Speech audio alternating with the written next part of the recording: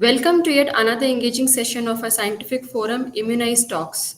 At Human Biologicals Institute, we take immense pride in driving several public health awareness initiatives through our one-of-its-kind platform, Immunize with Pride. Immunize with Pride is an awareness initiative dedicated to educating the public about vaccine preventable diseases and the importance of timely vaccination. These sessions feature leading experts from across the country who share their valuable insight on key health topics aimed to raise awareness and promote overall well-being of the society at large. Today, we are delighted to have Dr. G. Srinivas Abhishek with us to share his expert perspective on hepatitis A, understanding the disease. I shall be sharing more about our today's speaker in a short while. For the moment, please allow me to share a brief introduction of Human Biological Institute.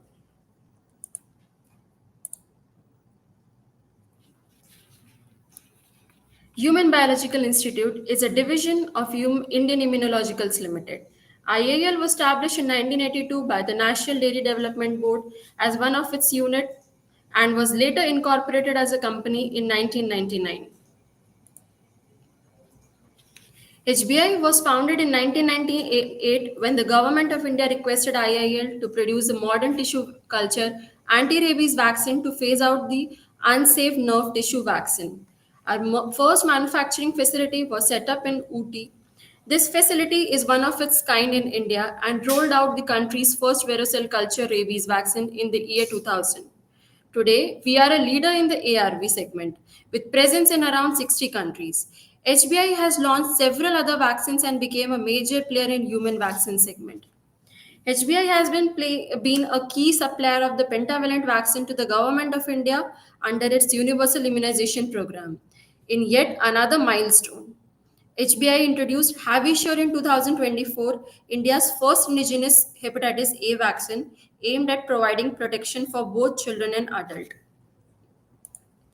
With the vision of shaping global healthcare by spearheading the One Health initiative and the mission to innovate, produce, and market quality healthcare products and services to improve and extend lives.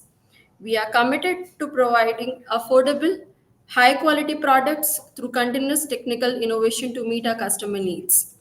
As a market leader, we have taken a significant step towards reducing plastic burden by 160 tons per annum through the introduction of eco-friendly packaging for a flagship brand, Abairap. As a part of our corporate social responsibility initiative, we have adopted schools where IAL provide infrastructure, support, and basic facilities, including assistance with the midday meal program. In association with NDDB through the gift milk program, hundreds of school-going children benefit from daily milk nutrition. We have also donated an oxygen generating plant to Telangana Institute of Medical Sciences and Research. These are just a few highlights about IAL. For more information, please visit our website at www.indimmune.com. Immunize with Pride is one of our unique initiatives which emphasizes that vaccination not only protect individuals but also strengthen community immunity. Welcome to today's episode of Immunize Talks. The session is dedicated to a highly significant topic, hepatitis A, understanding the disease. Before that, let me go through this.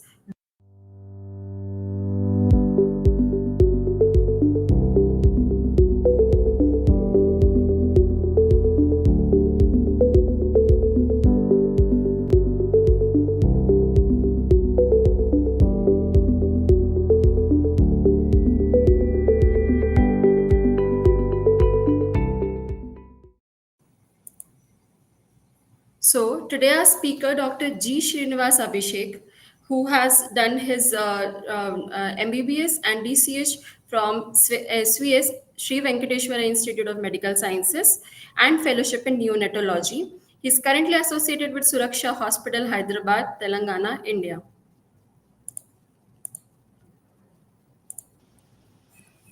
I welcome you, sir. Yeah, hi, good afternoon. Good afternoon, sir. So, welcome to our episode of Immunize Talk, where we are discussing about the topic hepatitis A, understanding the diseases. So let's start with the basic and very foremost question, sir. What is hepatitis A? Thanks to Human Biological for inviting me, and thanks Meena for having me. Yeah, you can go ahead. Yes, sir. Was the first question was like, what is hepatitis A? Basic question. Hepatitis A is a virus, okay, and it's a RNA virus to be specific, and it's a non-enveloped virus. These are more of physiology kind of thing, molecular level, and it's a single-stranded virus. The whole point is it causes what we say viral hepatitis, and viral hepatitis is a very dangerous disease, and the most important cause of viral hepatitis, the foremost cause is hepatitis A. And the point here is we can prevent it with a vaccine. So it's a vaccine preventable disease among all the viruses. Like another virus which can be prevented is rotavirus, which is in infants, but this is like a we can prevent some disease in adolescents and adults, and it prevents a lot of financial things also, like strains and also. That's a hepatitis A. So as you're mentioning other types, so what are the other types of hepatitis and how we can differentiate it from B and C? Like how A is it different from those? So we all know like there are different hepatitis viruses, hepatitis A, B, C, E, all these things. Hepatitis B, we all know it is transmitted with IV injections, blood transfusions, sexual route and all. And there's a vaccine which is actually already in the universal immunization program, which where the government has taken up. So it is much, the incidence is much better when compared to hepatitis A. And there are other viruses like hepatitis C and E, which are where in comparison hepatitis A, as I told you, is the foremost reason for what we say the renal failure, liver failure, and fulminant hepatitis. So that way, it is compared to the other viruses, it is going to the disease is going to drain financially the work when it comes to children, their study, as well as there's some emotional problems in the family. So it's a very dangerous disease which is caused by hepatitis A. So then how hepatitis A affects the liver? Like what are the consequences and what are the things which happen? Like someone is already affecting by hepatitis A, then how it will happen? What will happen? How it will affect the liver? So basically, hepatitis A is transmitted by fecal-oral route. So that is the route of transmission. So it's just it is not just about the water, food, and all, but also fomites also, like surfaces, contact. Even a simple handshake can transmit the virus. So once it enters the oral cavity, it enters the gut mucosa, it enters to the intestine, then it goes to the liver where it multiplies in the hepatocytes and all, and then again it is excreted in the fecal. So that's the whole cycle of hepatitis A virus, where it enters the oral gut and affects the liver, and there is what we say the carrier state. That is the one who is harboring hepatitis A may not actually know that he's having it, and most of the people are asymptomatic, and they are going to spread the virus and affect the community. So as you're mentioning the transmission route, so what will be the early signs if someone is affected by those? How he can get to know that he has been affected by hepatitis A?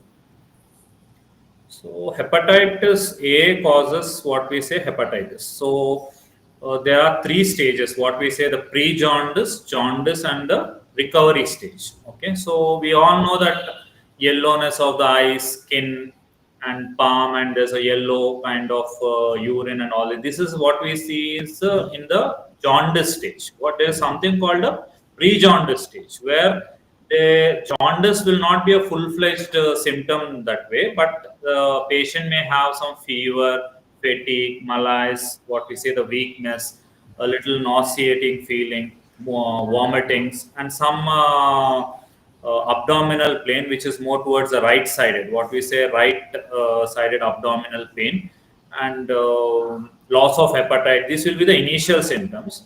The problem with hepatitis A is before the symptoms set in, they are infective. What I said, the carrier state. So something like the patient comes up with jaundice, he is infective 2 weeks prior to jaundice as well as 1 week after the symptoms recur. So basically, he's a carrier and infective for a month before and after the jaundice. So it's very important that someone is feeling a little weak and some abdominal pain, and though he may not be having the actual jaundice, the yellowness of urine and skin and eyes and all, he should get checked with the doctor so that this part has to be ruled. Correctly mentioned, sir. Like these are the symptoms which they have to notice for. They can contact the Initially. doctors and physician. Yes, sir. Like who are the most vulnerable group? Like who can get this hepatitis A infection easily? So actually, when we see the incidents and all, also we listen a lot of hepatitis B. Okay, actually, when we go to the statistics and data, hepatitis B, when compared to like cause of viral hepatitis, is 4%, while hepatitis A is the leading cause. Almost 30% viral hepatitis are caused by hepatitis A, and the hepatitis B maybe 4. So who is prone? So India is a developing country when compared to the other nations and all. So the zone we are in is, initially we were in high endemic zone, and now we say we are in an intermediate endemic zone. So it's a mixed population. Like the urban population and all, the endemicity is intermediate, while the rural population, the endemicity is more. The problem here is what happens is, when people travel and all, the intermediate endemic areas, they are exposed to the virus, and this can cause the outbreak. Okay, so we have heard a lot about outbreaks of hepatitis A, where the whole community gets affected with hepatitis A. So this is a thing. So developing countries, being India being one, so this is the. So most effective way of hepatitis A infection could be like what are the So yeah. So as you said, so the thing you were asking. So by the time the people reach the adulthood, by 15 years or adults, 90% are affected with hepatitis A. So that may be because of poor sanitation or water sewage dispersal and all these things. And now we know this, because of the urbanization, even the urban population is affected. Like listen a lot of, we use Swiggy, Zomato, all these things. So we don't know how it is being handled at the hotel level, how it is being, how the food is being made, and how the Swiggy or Zomato guy is bringing the food. So everyone are into this pani puri, bale puri, and all these things. So all these factors, the food handlers, the hotels, and all these things are risk factors for hepatitis A virus. And one more thing, like this, I was just reading some article. So there is data that those who are around 20 years, 20 to 30 years, almost 80% have 1 to 3 times outside food. So when you're having actually good washed vegetables, fruits, cooked at home and all, you are much lesser risk. But when it is, the food is being handled by different food handlers, and because of the literacy also, they may not know how to be hygienic. And even if the food handlers are literate also, the understanding of hygiene is very needs to be picked up a lot. So So all so these things. basically like food practices Yes, and sanitation plays a major role in prevention as well, we can say. correct. Okay. So like how can communities or school this can promote this awareness or prevention, because prevention is the key as we are understanding. So there are four, according to me, there are four important things that you have to check. One is good drinking water, potable water, we say. Then again, the same thing, like what we say, according to the WHO, clean drinking water saves more lives than any other disease or any other reason. So one is clean drinking water. Second would be the schools promoting more about the hygiene, the simple hand washing techniques. After COVID, we have learned how to hand wash, the 7 steps of hand wash, and those things. And at home, clearing the sewage and proper waste disposal. And the last and most important thing for what we are here, vaccination. Vaccination is another thing which is actually it's costs around 2000 any brand or anything, and according to the cost benefit also it's going to help with regard to kids, they are not going to miss on the school. With regard to adults, they are not going to miss on the financial or the workplace. So vaccine is another thing. And at school, the teachers are, I think they are into it. They have to teach about the hand washing, about hygiene, and about washing their hands before having food and before after using the washroom. These are the things that has to be. So basically, like prevention, hand sanitation, maintaining good hygiene are the main preventions which we have to take care and promote as well, and make an awareness about it. So, like if someone have suspected the hepatitis A, then what they can do, like what are the symptoms and how they have to approach, what are the plans they can have in the after getting affected. Hepatitis A is a self-limiting disease. So first thing, one doesn't have to panic. It's a self-limiting disease in 95% of the patients. That is, it comes and probably depending upon one's immunity and their own strength, they recover. They recover also. So probably some may take 4 weeks, some may take a few months. Maximum, some may harbor it for 6 months also. Okay, so one thing they have to remember, it's self-limiting. You have to use symptomatic medication. The doctor will help them out regarding if someone is having a vomiting, taking an antiemetic, someone is having some fever, taking a antipyretic, taking good food. No, the data says you don't have to restrict on the diet. You don't have to restrict anything on the diet. Good nutritious food is what one has to take, and also there's good hydration. That is another thing. These are the things they have to follow. So how long does it takes to recover from hepatitis A? Usually it may take as long as 6 months. Some may recover probably in 6 to 8 weeks also. But another important point is you just one just can't take hepatitis as a very benign disease or a simple self-limiting. There are cases where there is mortality, that is, deaths have been reported with hepatitis A. There are cases where the patients have gone into liver failure, what we say the fulminant hepatitis. Though the data says it's very less compared, something like 0.1% in children, 0.2% in adolescents, and 0.3% in adults. That is, the severity, the symptoms are going to increase in adolescents and adults when compared to the children. Children are going to be asymptomatic and tolerate it better. So this acute liver failure and mortality are also reported with hepatitis A. So someone can get the hepatitis A again, like more than once also. Yes, yes. There are cases that there are relapses of hepatitis A. So patients come back to me and they may say, "Ki I was actually treated, partially treated, or why has it come back?" and all these things. So there are relapses of hepatitis A. Yes. So what are the global burdens as we are talking about the like disease, like global and local trends of hepatitis A cases, so that we can explain how the severity is.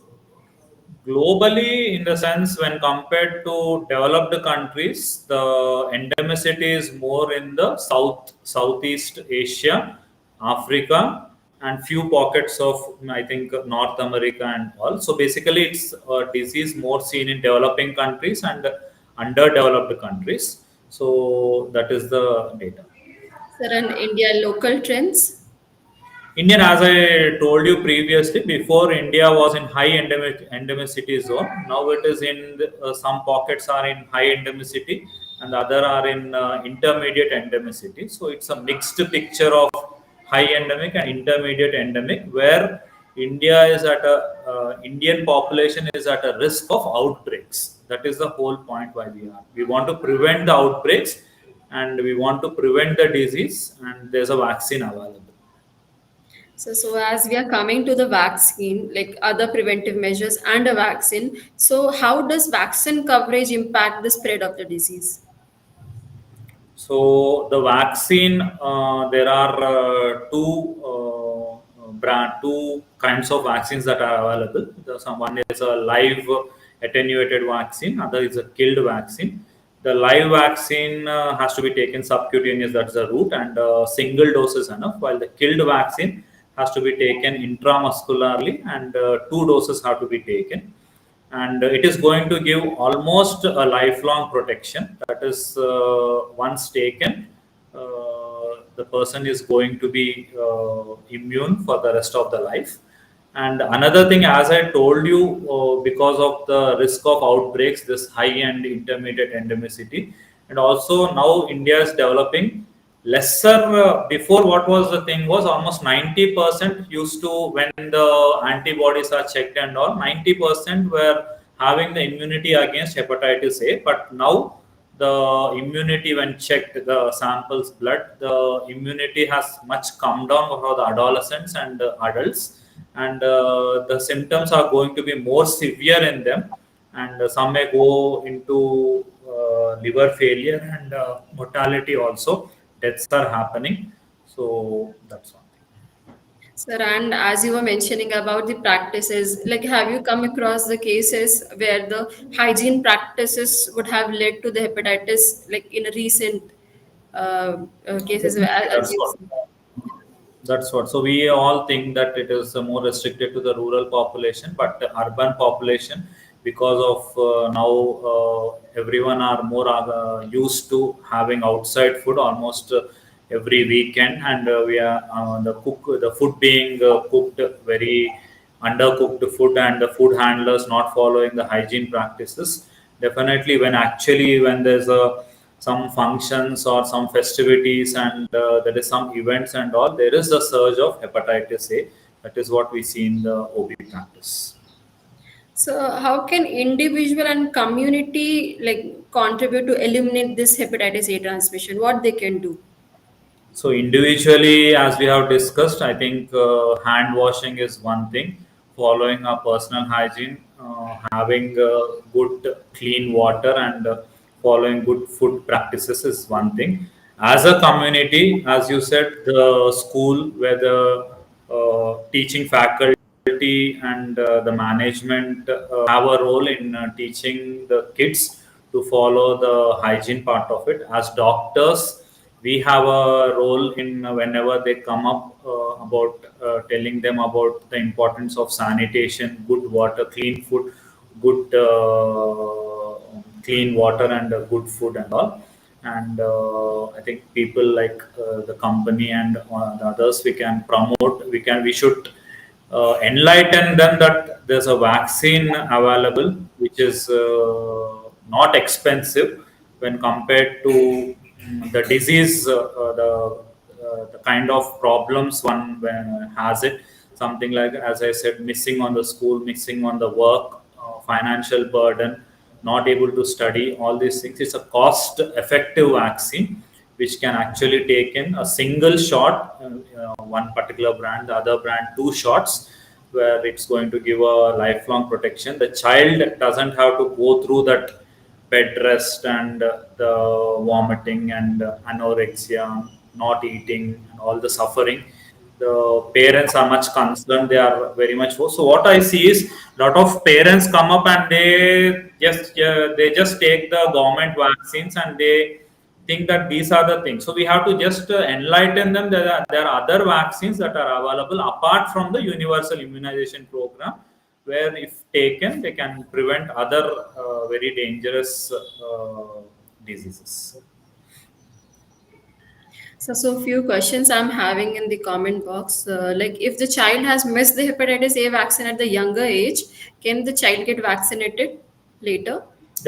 Definitely. So the usual age is anyone who is above 1 year has to take it, and there is a catch-up vaccination where they can come up and take it anytime, and that is going to protect them. So yeah, even if they are missed out, as you said, probably a few years back, there were before COVID, pre-COVID, there was very little knowledge about vaccines and all. Now everyone wants to prevent whatever can be prevented with vaccines, so they can catch up. a similar schedule, a single dose with live and two dose schedule 6 months apart when it comes to kid vaccine. So another one is like, can a casual contact or hugging or a shaking hand can also spread this? Yeah, there is a risk definitely. Fomites and contact can spread the virus. So yeah, definitely there is an element of risk with casual handshake or a hugging or touching the surfaces touched by someone who is a carrier. So yes, there's an element of risk. So as you were saying that food handlers are also the carriers of hepatitis in some how. So food handlers also like comes into the picture when vaccination is into the consideration. Definitely. So probably the owners of the hotels and whatever the food joints can take the lead. As I told you, the whole point is they should understand that 2,000 rupees is nothing before the workers missing out on the work. If they are infected with it, they may have to miss out on 1 month or even 3 months and 6 months of work. The kind of risk they are posing to the community as a whole.